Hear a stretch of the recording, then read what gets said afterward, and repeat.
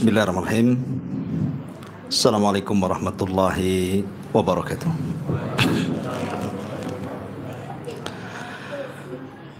Alhamdulillah wassalatu wassalamu ala Rasulillah wa ala alihi wa sahbihi wa mawalah wa la hawla wa la quwata illa billahi wa ba'du.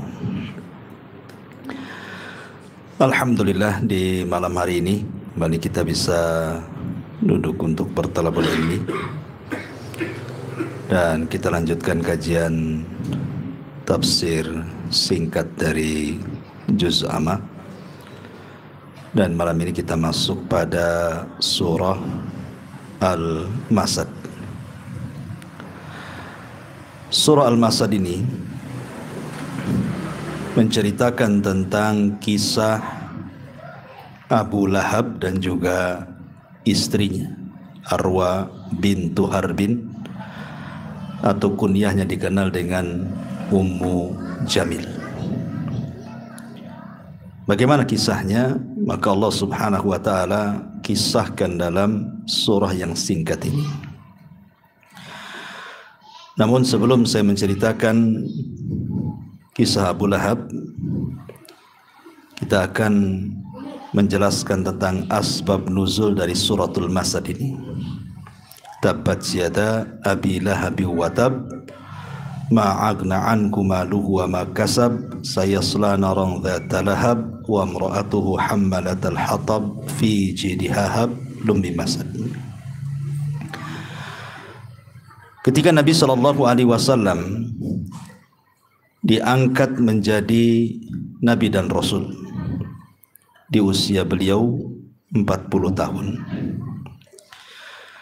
maka Nabi SAW berdakwah secara sirriyah, tidak terang-terangan, bahasa kitanya door to door. Tetapi setelah 3 tahun berlalu dan tidak terlalu banyak sahabat yang masuk Islam kala itu, bisa dihitung dengan jari,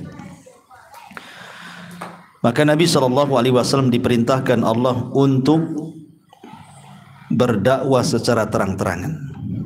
Turunlah ayat wa anzir ashiratakal aqrabin. Berilah peringatan wahai Muhammad kepada keluarga terdekatmu. Maka Nabi SAW kemudian mengumpulkan keluarganya di sebuah bukit namanya Bukit Safa, yang sekarang menjadi tempat sa'i. Ada Safa, ada Marwah. Di Bukit Safa inilah Rasul berdiri, kemudian mengumpulkan seluruh keluarganya, termasuk juga Abu Lahab di situ. Maka kemudian Nabi SAW mulai mengajak manusia untuk mentauhidkan Allah. Tapi tiba-tiba ketika Rasul sudah mulai berceramah, Abu Lahab dari tengah-tengah manusia tiba-tiba berbicara dan mencela Nabi dan mengatakan, alihadza jama'tana ya Muhammad tabban sa'iral yaum. Oh, untuk ini kau kumpulkan kami, celaka satu hari ini untuk engkau wahai Muhammad. Kemudian Rasul dicaci maki Abu Lahab di hadapan manusia banyak. Tapi Nabi SAW orang yang tidak terpengaruh dengan cacian Abu Lahab. Kalau Rasul mau, Rasul bisa membalas cacian dengan cacian. Tapi Rasul membiarkan Abu Lahab bicara dengan seenak hatinya, karena tujuan Rasul bukan melayani cacian dengan cacian. Apalagi yang mencaci itu pamannya, maka Rasul punya adab, diam saja. Tetapi Allah Subhanahu wa taala tidak tinggal diam. Ketika nabinya dicaci maki, maka Allah tidak mungkin diam saja. Karena Allah berfirman dalam hadis kursi itu, man adali waliyan faqad adzantuhu bil harbi. Siapapun yang memusuhi wali-waliku, maka aku kumandangkan perang dengan dia. Maka Allah Subhanahu wa taala memerintahkan Jibril untuk menurunkan suratul Lahab atau suratul Masad. Maka di tengah-tengah keramaian orang, Ketika Abu Lahab terus mencaci Nabi sallallahu alaihi wasallam, Jibril datang memasukkan suratul Masad di hati Nabi untuk dibacakan di hadapan manusia. Maka ketika Abu Lahab sudah berhenti bicara, tiba-tiba Rasul mengatakan, a'udzu billahi minasyaitonir rajim. Bismillahirrahmanirrahim. Tabbat yada abi lahab wa tab. Ma aghna anhu maluhu wa ma kasab. Sayasla naran dzata lahab wa imra'atuhu hammalatal hatab fi jidha hablum min masad. Tabbat yada abi lahab wa tab. Celaka dan binasa kedua tangan Abi Lahab. Ma aghna anhu maluhu wa ma kasab. Tidak bermanfaat harta dan anak-anaknya. Saya selana rong dzata lahab, dia akan masuk ke dalam neraka yang menyala-nyala. Wa mra'atuhu, dan juga istrinya Ummu Jamil atau Arwa bintu Harbin, hammalatal hatab, yang suka membawa kayu bakar ke sana kemari.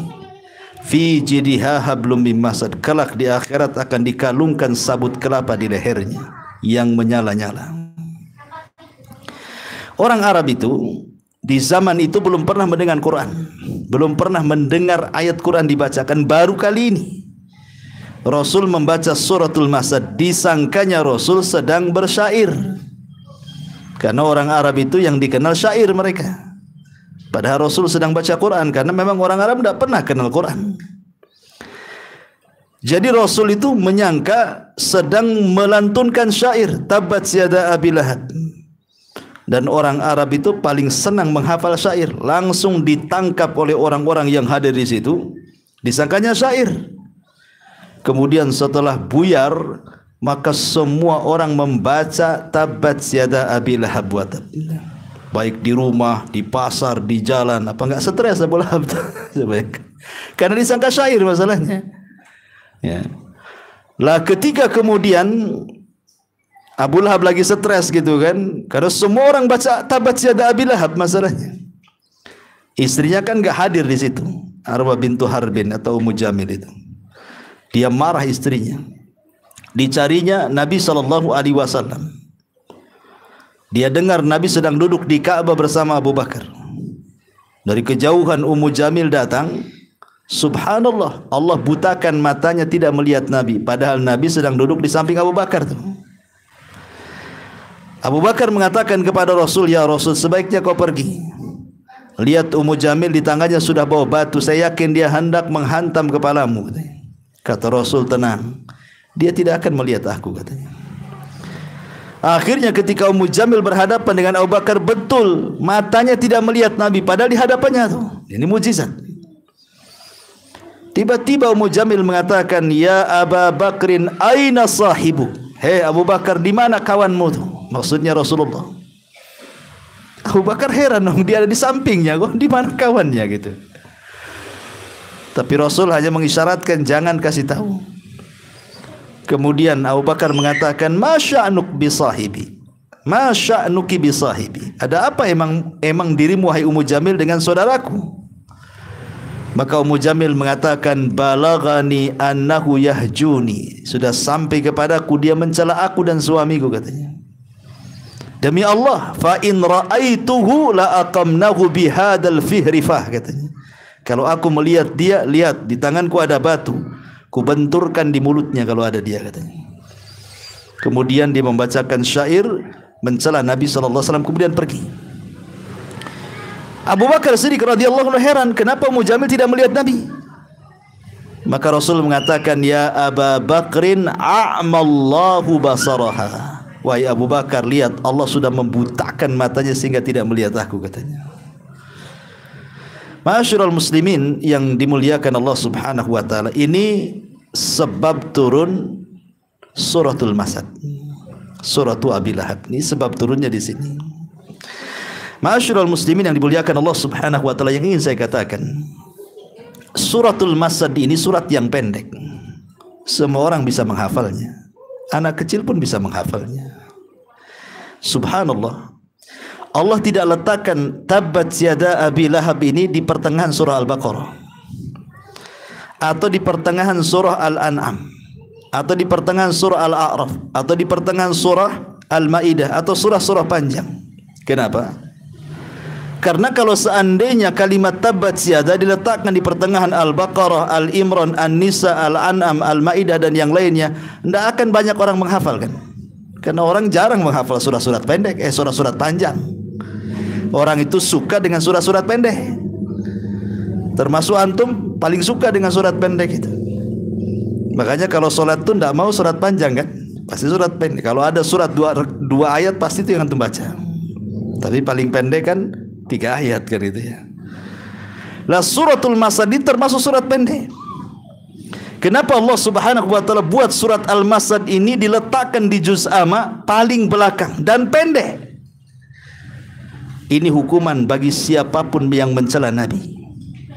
Maka dia akan dilaknat sejak turunnya suratul Masad sampai hari ini, bahkan sampai kiamat akan dibaca setiap hari oleh kaum muslimin. Baik di solat-solat mereka, solat wajib atau solat sunnah mereka, atau di luar solat. Sampai anak kecil ikut mencaci maki Abu Lahab. Bayangkan, Abu Lahab dicaci maki sama anak-anak. Tabbat yada, anak-anak antum hafal tabbat itu. Begitulah hukuman orang yang mencela Nabi. Dia akan dilaknat sampai kiamat dibangkitkan. Abu Lahab. Siapa Abu Lahab ini? Ma'asyiral muslimin yang dimuliakan Allah Azza wa Jalla, Abu Lahab ini adalah satu di antara paman Nabi. Nabi SAW itu punya paman 10, tetapi meninggal sebelum beliau diangkat jadi Nabi dan Rasul. Yang tersisa setelah beliau diangkat jadi Nabi dan Rasul itu cuma 4 yang masih hidup sampai beliau jadi Nabi. Yang 2 beriman dan 2 kafir. Adapun yang 2 beriman dari paman Rasul, pertama Abbas dan yang kedua Hamzah. Itu 2 paman Rasul yang beriman. Adapun yang kafir, 1 Abu Lahab, 1 Abu Talib. Cuman bedanya kalau Abu Talib menolong Nabi walaupun dia kafir, tapi Abu Lahab memusuhi Nabi walaupun pamannya. Dan Abu Lahab orang yang pertama memusuhi Nabi. Sebelum Abu Jahal memusuhi Nabi, sebelum Al-Walid memusuhi Nabi, sebelum Umayyah memusuhi Nabi, dialah orang yang pertama memusuhi Nabi. Bayangkan dari keluarganya. Sampai suatu hari Nabi SAW itu sedang berdakwah di pasar dan mengatakan, ya ayuhan nas qulu la ilaha illallah. Manusia, katakan la ilaha illallah. Tiba-tiba Abu Lahab dari belakang melempari batu dan mengatakan sambil melempar Nabi, la tusaddiquhu fa innahu kadhib. Jangan benarkan orang itu, dia itu pendusta. Bayangkan coba. Kalau yang ngomong ini orang lain wajar, tapi kalau yang ngomong pamannya tidak wajar. Karena orang akan mengatakan, oh pamannya saja mendustakan, itu kan pamannya, apalagi kami orang luar kan itu. Begitu tantangan dakwah Nabi. Paling berat tantangan dakwah itu dari keluarga. Dari sini Abu Lahab memberikan contoh terburuk dalam sejarah Islam. Makanya dia akan menanggung dosa yang banyak tuh Abu Lahab itu. Man sanna sunnatan sayyi'atan falahu wizruha wa wizru man amila ba'dahu la yanqusu min auzarihim syai', kata Rasul. Siapa yang memberikan contoh buruk diikuti orang, maka dia akan menanggung dosa orang-orang yang mengikutinya tanpa mengurangi dosa mereka sedikit pun. Karena Abu Lahab yang pertama memberikan contoh buruk, coba kan, menghalang-halangi dakwah Nabi SAW, padahal dia pamannya. Cukup sampai di sini? Tidak. Rupanya Abu Lahab dengan istrinya ini satu komplotan rupanya. Istrinya juga memusuhi Nabi.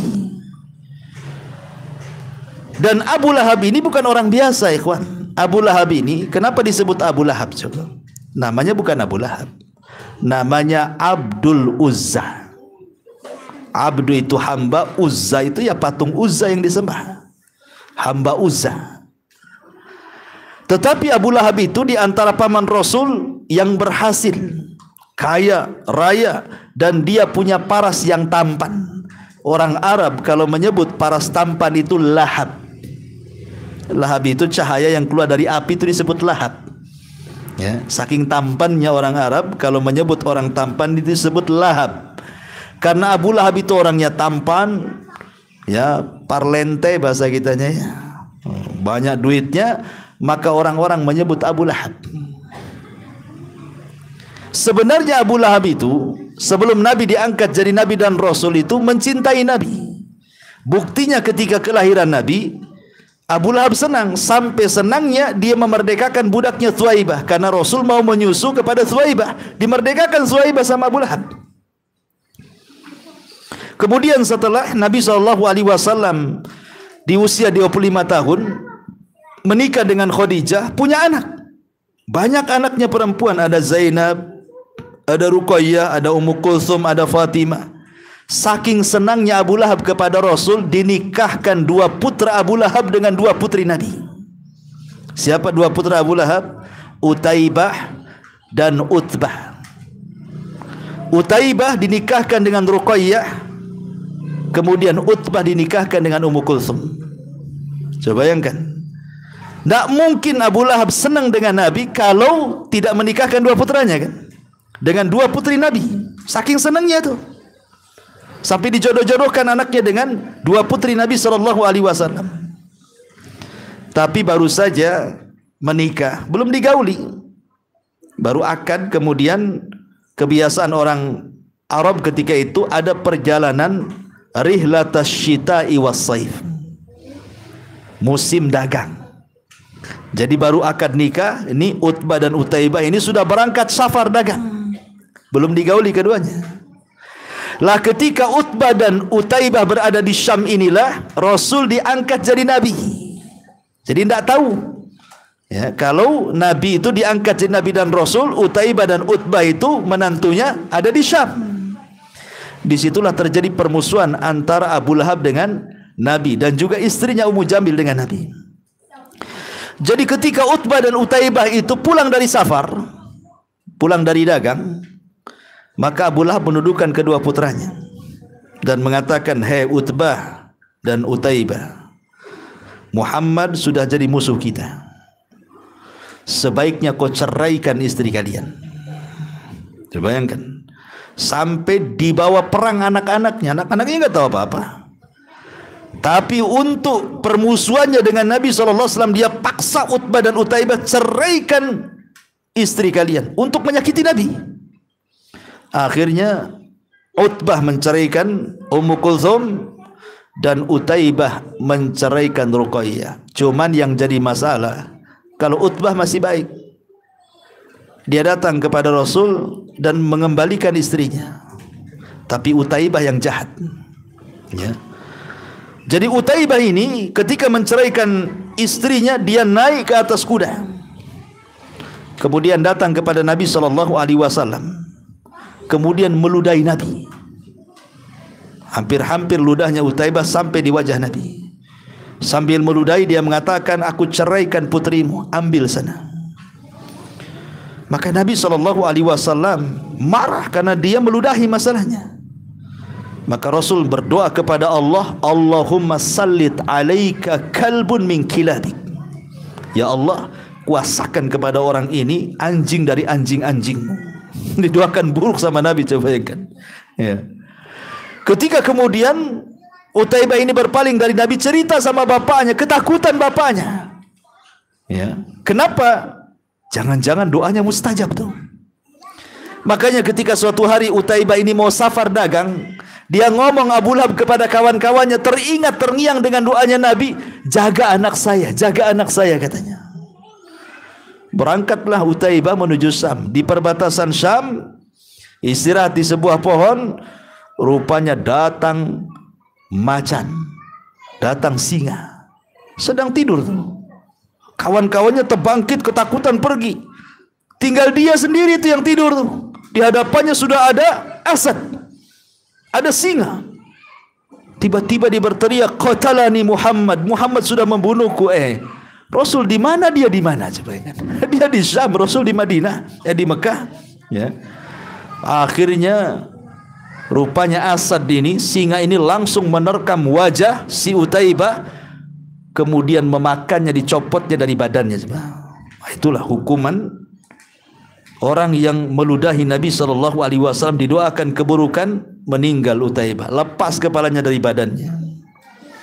Tapi Utbah ini belakangan masuk Islam sama Mu'tab ini saudaranya. Kalau Utaibah ini yang jahat, persis seperti bapaknya Abu Lahab. Ya. Tapi itu bagaimana anak-anaknya diarahkan oleh orang tuanya untuk memusuhi Nabi gitu loh. Luar biasa Abu Lahab ini. Cukup sampai di sini tidak, istrinya perannya luar biasa juga tuh. Makanya Al-Quran mengatakan wa mra'atuhu hammalatal hatab. Dan istrinya Abu Lahab itu kemana-mana bawa kayu bakar. Istri Abu Lahab ini bukan orang biasa. Dia putri daripada Harb. Harb ini tokoh Arab. Dia saudari daripada Abi Sufyan. Abi Sufyan bin Harb. Berarti dia Urwah bintu Harbin. Harbin ini orang terpandang, pemimpin Arab. Makanya Abi Sufyan ini termasuk pemimpin Arab. Dia yang memimpin perang Uhud. Kekalahan kaum muslimin itu ketika orang Quraisy dipimpin Abi Sufyan tuh. Abi Sufyan ini saudaranya istrinya Abi Lahab. Jadi istrinya Abu Lahab bukan orang biasa, itu anak pejabat itu. Apa yang dilakukan istrinya Abu Lahab? Hammalatal hatab, karena dia orang terpandang, dia orang kaya, dia jual perhiasannya, termasuk kalung yang ada di lehernya dijual untuk apa? Untuk mendanai para wanita-wanita menggosip Nabi. Ya. Jadi dia kumpulkan emak-emak itu, kemudian disuruh gosipi Nabi, difitnah sama Nabi. Makanya sejak dulu gosip itu sudah ada, apalagi sekarang. Ya, ibu-ibu tukang gosip tuh. Kan gitu ya. Jadi dibayari emak-emak itu untuk memfitnah Nabi, menggosip Nabi, menggibah Nabi. Dibuat emak-emak itu kompor gitu ya. Untung waktu itu belum ada grup-grup WA, Instagram, Facebook, YouTube. Oh, kalau ada pakai itu mama. Gitu ya. Mungkin di share gitu ya, lewat YouTube, lewat grup. Oh, Muhammad tuh begini macam-macam kan itu ya. Tapi luar biasa permusuhan istrinya Abu Lahab ini. Cukup sampai di situ tidak. Orang dulu kan jarang pakai sandal. Jangan orang dulu, zaman kita saja dulu kecil-kecil kan, ke sekolah itu kadang-kadang nyeker. Kan gitu. Kadang-kadang beli sepatu itu udah susah. Apalagi di zaman Nabi, sandal itu mahal, sandal itu dipakai untuk safar saja. Jadi untuk menyakiti Nabi, Ummu Jamil ini terkadang mencari kayu-kayu bidara. Kayu bidara itu ada durinya. Itu ditanam tuh. Diarahkan ke tempat jalannya Nabi, ke rumah Nabi itu ditanam. Kadang-kadang Nabi tersakiti dengan duri itu. Sampai Abu Lahab itu pernah meletakkan kotoran, ya, kotoran najis itu diletakkan di pintu rumah Nabi. Sampai terkadang Nabi terinjak, tersakiti. Sampai suatu hari Nabi sempat marah, apakah begini kalian menghargai tetangga kalian? Sampai ketika Rasul marah, kedengaran sama Hamzah. Hamzah itu ketika itu masih kafir. Dan Hamzah itu disebut Asadullah, singanya Allah. Kenapa? Karena Hamzah itu tukang berburu. Yang diburu bukan kelinci, ya, bukan menjangan, apalagi pelanduk, bukan. Yang diburu itu Asad. Asad itu singa. Kan dia buru singa, maka disebut Asadullah. Jadi ketika dia habis berburu, dengar bahwa keponakannya Nabi SAW itu dihinakan dengan cara diletakkan kotoran di rumahnya. Ingat, aib. Orang Arab, kafir-kafirnya orang Arab itu menghormati tetangga masih ada. Makanya dia marah. Dia datang ke rumah Rasul, diambil kotoran itu, dicarinya Abu Lahab, setelah ketemu diletakkan di kepalanya.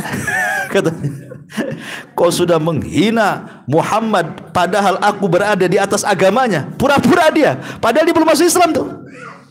Dia mengatakan kau sudah menghina ponakanku padahal aku di atas agamanya gitu. Justru dengan omongan itu jadi kenyataan. Akhirnya belakangan dia masuk Islam. Nah, kadang-kadang perlu tafaul seperti itu. Ya, optimisme gitu perlu gitu ya. Ma'asyiral muslimin yang dimuliakan Allah Azza wa Jalla. Lah, sedemikian luar biasanya keluarga Abu Lahab ini, kompak suami istri itu memusuhi Nabi SAW. Baik, kita masuk pada tafsirnya. Allah Subhanahu wa taala mengatakan di sini tabbat yada abi lahabi wa tab. Subhanallah, di antara mukjizat bahasa Arab, kalimat tabbat itu diambil dari tabbah yatub. Antum bolak-balik mau tak duluan mau ba duluan artinya sama. Umpamanya kita baca tabbah atau kita baca batah, itu sama artinya dalam bahasa Arab itu. Artinya kecelakaan. Antum mau baca tabat celaka, kita ganti baknya di depan batat, tetap juga celaka. Coba itu mukjizat bahasa Arab itu, mau dibolak-balik coba sama namanya, sama artinya. Ya. Tabbat yada abi lahab wa tab, celaka kedua tangan Abi Lahab. Kenapa diibaratkan tangan? Karena tangan ini mewakili badan. Ya, bukan tangan saja, semua badan Abu Lahab. Tabbat yada abi lahab wa tab. Bayangkan sampai diulang tabnya. Betul-betul celaka. Ma'agna anhu maluhu wa ma kasab. Jadi ketika Abu Lahab sedang kumpul-kumpul dengan kawan-kawannya setelah turunnya suratul Lahab ini, dia mengatakan kepada kawan-kawannya, lihat si Muhammad itu, dia ngomong sama aku katanya bahwa aku akan masuk ke neraka yang menyala-nyala, saya selana ramdata lahab katanya. Kalau ucapan si Muhammad itu benar, kata Abi Lahab, kalau yang diucapkan si Muhammad itu benar katanya, aku ini orang kaya, anakku banyak sukses-sukses, kekayaanku tidak pernah habis katanya. Kalau memang aku dimasukkan ke neraka, ku tebus neraka dengan kekayaanku katanya. Ku tebus neraka dengan anak-anakku katanya. Apa sulitnya katanya? Dia pikir dia bisa nyogok malaikat Zabaniyah. Dia mau nyogok malaikat penjaga neraka, Abu Lahab ini. Enak saja dia. Makanya Allah turunkan ayat ma'agna anhu maluhu wa makasab. Abu Lahab, anakmu enggak ada guna. Hartamu enggak ada guna. Ma'agna anhu maluhu wa makasab. Hartamu, anakmu enggak ada gunanya itu di hadapan Allah. Orang dibangkitkan pada hari kiamat saja tidak dikhitan, telanjang, tidak pakai pakaian, tidak bawa harta di badan, apa yang mau ditebus? Ma'asyiral muslimin wal muslimat rahimani wa rahimakumullah. Jadi sesumbar Abu Lahab, kalau memang kata-kata si Muhammad itu benar, aku akan masuk neraka yang menyala-nyala. Aku punya harta, ku tebus aku dari neraka katanya. Subhanallah, sombongnya dia. Karena orang-orang jahiliyah itu tidak meyakini ada kebangkitan setelah kematian. Makanya ayat-ayat Makkiyah itu rata-rata bicara soal akidah. Ya, untuk meyakinkan bahwa di sana ada hari setelah kematian yang disebut dengan yaumul ba'ts wan nusyur. Ma'asyiral muslimin yang dimuliakan Allah Azza wa Jalla. Makanya biasa orang-orang jahiliyah itu, musuh-musuh Nabi, mengolok-olok soal akhirat. Contoh umpamanya ketika Nabi SAW membacakan ayat gimana itu tentang sururum marfu'ah, bahwa kasur-kasur sorga itu akan ditinggikan. Ya, ahli tafsir mengatakan bahwa kalau bahasa kita ini mungkin spring bed itu ditinggikan sampai 15 hasta. Ya, 30 hasta. 30 hasta, kalau satu hastanya setengah meter, berarti tinggi spring bed itu 15 meter. Ya. Jadi orang-orang jahiliyah mengolok-olok, cemana kasurnya 15 meter naiknya pakai apa katanya. Subhanallah. Mereka hendak mengolok-olok saja. Padahal orang masuk sorga itu, mereka akan masuk sorga, badan mereka akan ditinggikan seperti Nabi Adam. Berapa tingginya Nabi Adam? 60 hasta. Ya kalau kasurnya 30 hasta ya wajar kan gitu ya. Kalau umpamanya tinggi antum 60 hasta, kasurnya seperti yang antum sekarang, itu jadi tikar jadinya kan. Tipis kan gitu ya. Ya, ikhwatu fillah muliakan, tapi maksud mereka itu hendak mengolok-olok Nabi sebenarnya. Seperti ketika Rasul menceritakan tentang pohon zakum, pohon yang hidup di neraka. Orang jahiliyah mengatakan, mana ada pohon hidup di neraka? Kalau ada pohon hidup di neraka, terbakarlah pohon itu katanya. Kayu hidup di neraka, ya terbakarlah katanya. Intinya mereka itu mengingkari sebenarnya. Makanya Abu Lahab ngomong seperti itu tuh. Makanya Allah bantah ma'agna anhu maluhu wa ma kasab. sayasla narang dzataha. Memang Abu Lahab akan masuk ke neraka yang nyala-nyala. Kemudian Allah mengatakan wa mraatuhu.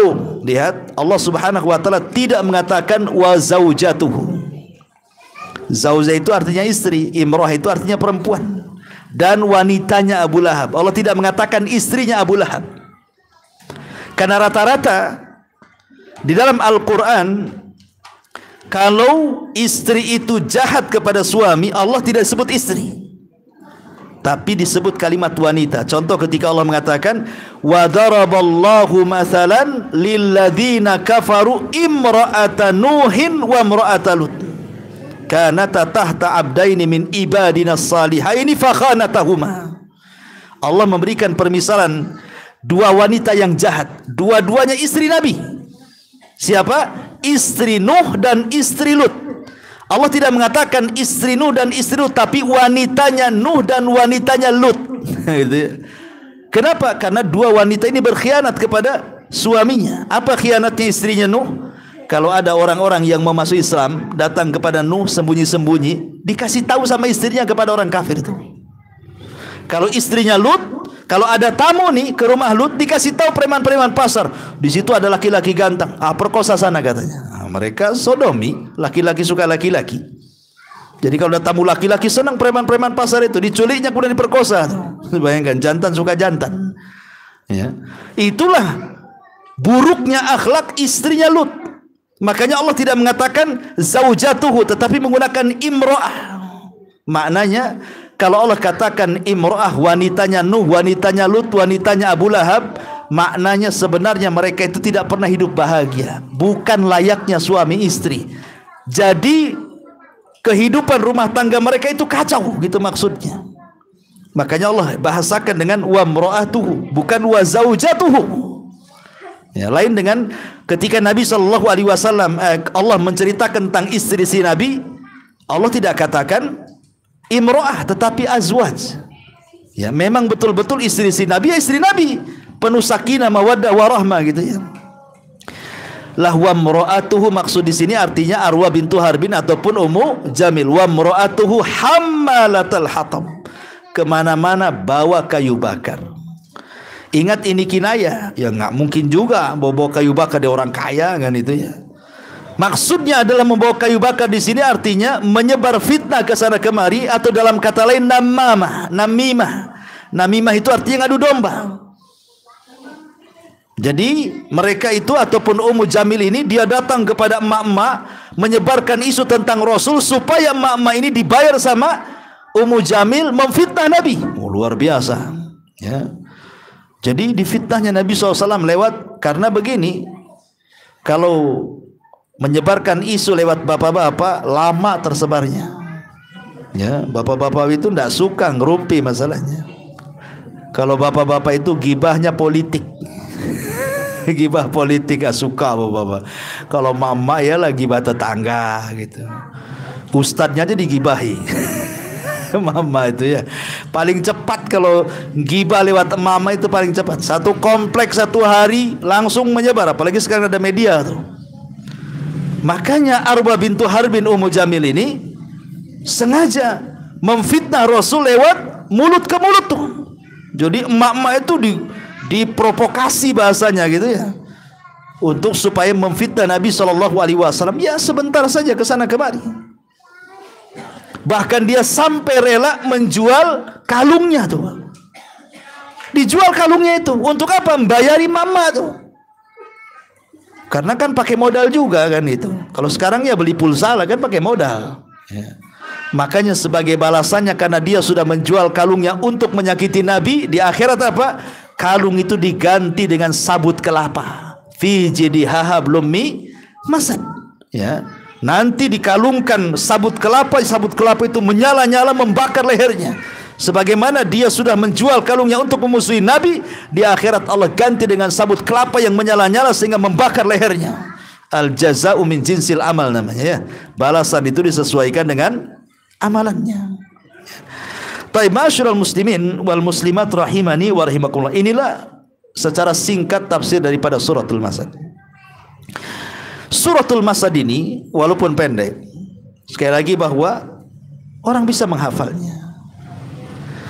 Allah Subhanahu wa ta'ala tidak menyebut kata Abdul Uzza dalam Quran.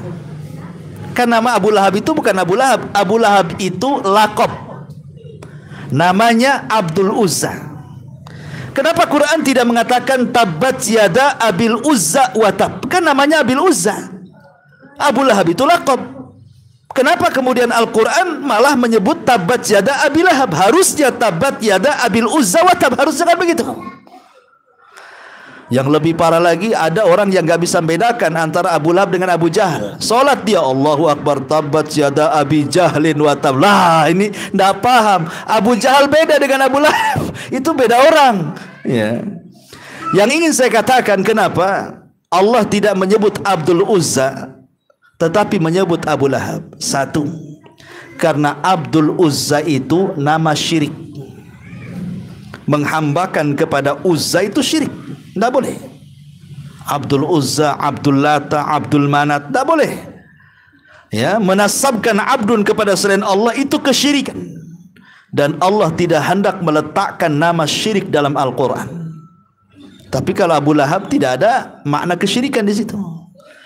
Makanya Allah mengambil laqabnya, bukan namanya, karena terkandung kesyirikan. Ini yang pertama.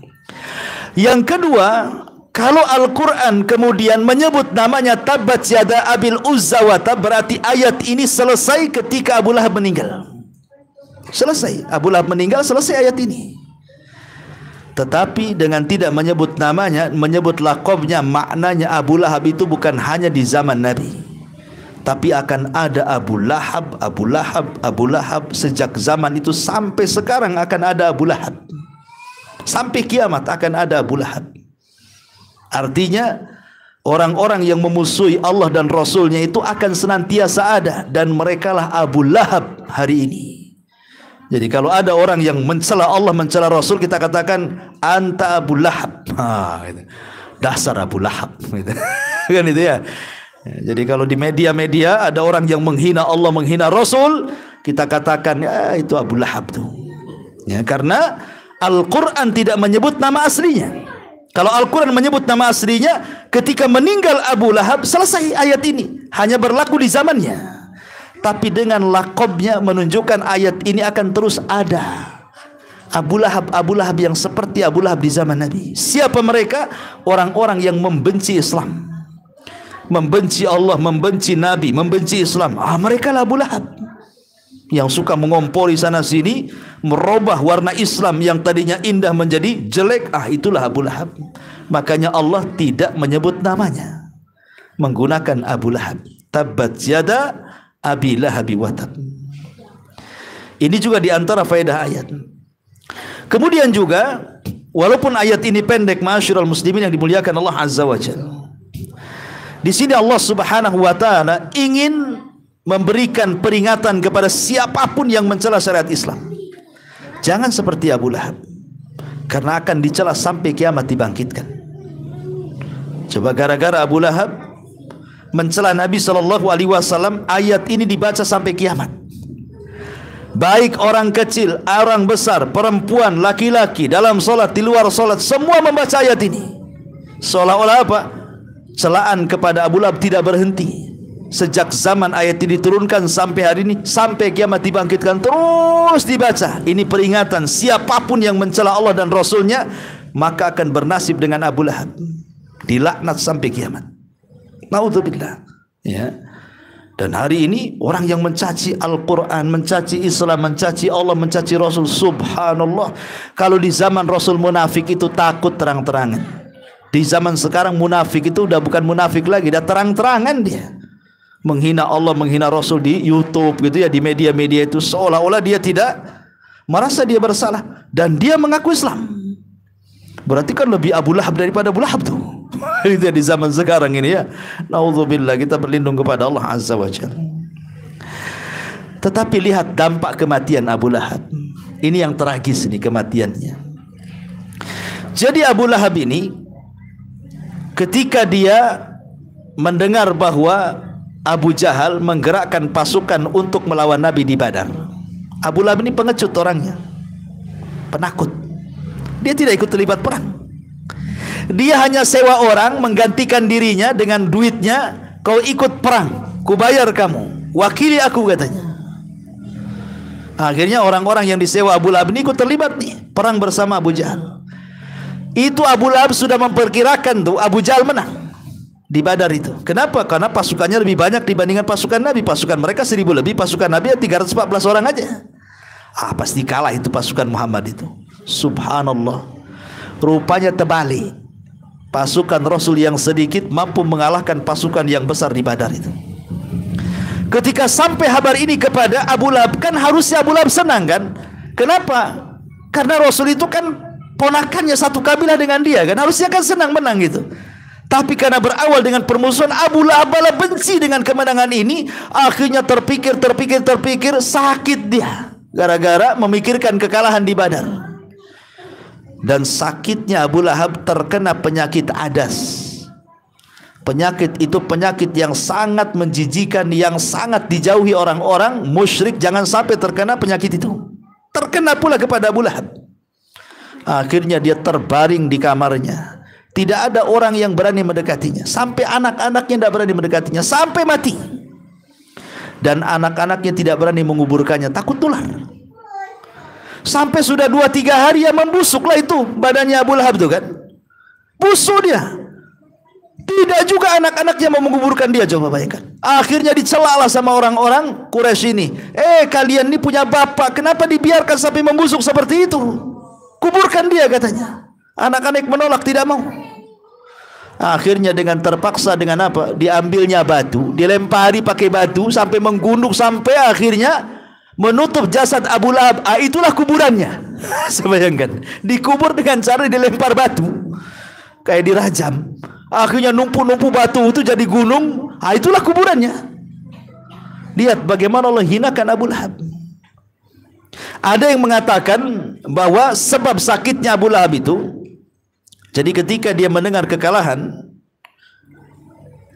di Badar, Abi Sufyan ini selamat menceritakan kepada Abu Lahab bahwa dia melihat ada pasukan Rasul itu aneh, berkuda putih, penunggangnya putih, di tangannya pedang. Lah, Fadl ibn Abbas itu punya budak, sudah masuk Islam tapi menyembunyikan keislamannya, hadir di perbincangan Abi Sufyan dengan Abu Lahab itu. Saking bahagianya tanpa sadar, budaknya Fadl bin Abbas ini menceritakan, itulah malaikat yang menolong nabinya. Marah Abu Lahab, ditempelengnya budak Abbas itu. Budak Fadl itu. Akhirnya budaknya Fadl lapor sama majikannya, istrinya Fadl bin Abbas. Marah istrinya, diambilnya kayu, dicarinya Abu Lahab, dipentung kepalanya. Kan gitu. Kamu sudah mukul budakku, katanya. Akhirnya bocor kepalanya. Sebab bocor kepalanya itu dia sakit. Sebab itulah kematiannya. Ada juga yang mengatakan seperti itu. Ya. Tapi yang jelas bagaimana, lihat, bapak dan anak sama-sama tragis kematiannya kan. Utaibah mati digigit oleh harimau, oleh macan kan itu ya, oleh singa, sampai kepalanya dimakan karena menghina Nabi. Abu Lahab matinya dijauhi manusia sampai dilempari batu kuburannya. Dua-duanya dihinakan. Maka siapapun yang menghina Allah dan Rasulnya, ingat kematian Anda akan dihinakan Allah dan Rasulnya, sebagaimana Abu Lahab dan juga Utaibah. Ini peringatan kepada siapapun yang istihza, yang suka mengolok-olok syariat, mengolok-olok Allah dan Rasulnya. Ingat, ada saat-saatnya Anda akan dihinakan Allah subhanahu wa ta'ala, sebagaimana Abu Lahab dan juga putranya Utaibah. Walaupun demikian, tidak semua anak-anaknya Abu Lahab itu mengikuti jejak bapaknya, karena setelah meninggalnya Abu Lahab, istrinya Ummu Jamil, kemudian Utaibah, anak-anak yang lain belakangan masuk Islam. Seperti Utbah masuk Islam, ya, Mu'tab masuk Islam, termasuk anak perempuannya Abu Lahab juga masuk Islam. Ya.